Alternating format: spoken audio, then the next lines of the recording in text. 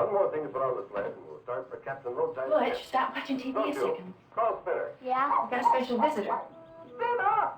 Spinner! No. Now, do you remember when I told you your daddy died in a POW camp? Well, this here is Captain Koons. He was in the POW camp with Daddy.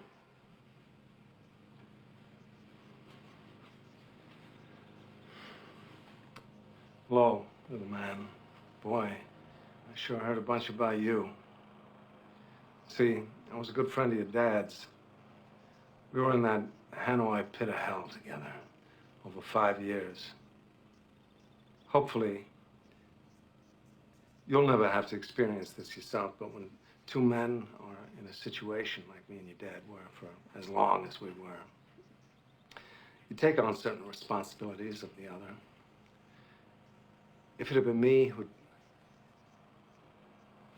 not made it, Major Coolidge, you'd be talking right now to my son, Jim. But the way it turned out, I'm talking to you. Butch, I got something for you.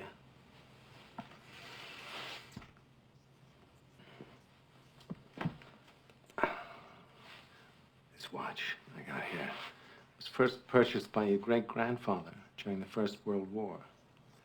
It was bought in a little general store in Knoxville, Tennessee. Made by the first company to make wristwatches. Up till then, people just carried pocket watches. It was bought by private doughboy Orion Coolidge on the day he set sail for Paris. This was your great-grandfather's war watch, and he wore it every day he was in that war. And he'd done his duty, went home to your great-grandmother, took the watch off, put an old coffee can, and in that can it stayed till your granddad, Dane Coolidge, was called upon by his country to go overseas and fight the Germans once again. It's time to call it World War II. Great-grandfather gave this watch to your granddad for good luck.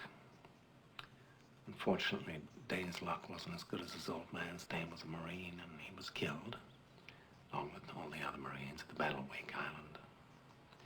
Granddad was facing death. He knew it. None of those boys had any illusions about ever leaving that island alive, so 3 days before the Japanese took the island, your granddad asked a gunner on an Air Force transport named Wanaki, man he'd never met before in his life, to deliver to his infant son, who he'd never seen in the flesh, his gold watch.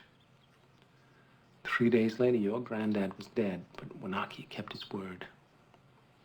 After the war was over, he paid a visit to your grandmother, delivering to your infant father his dad's gold watch. This watch.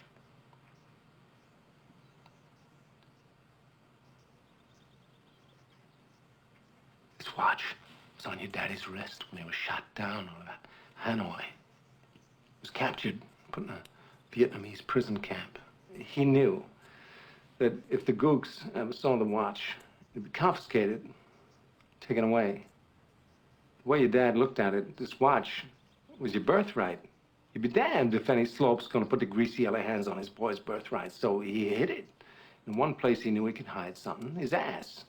5 long years he wore this watch, up his ass.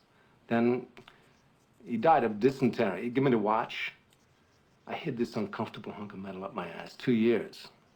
Then, after 7 years, I was sent home to my family, and now,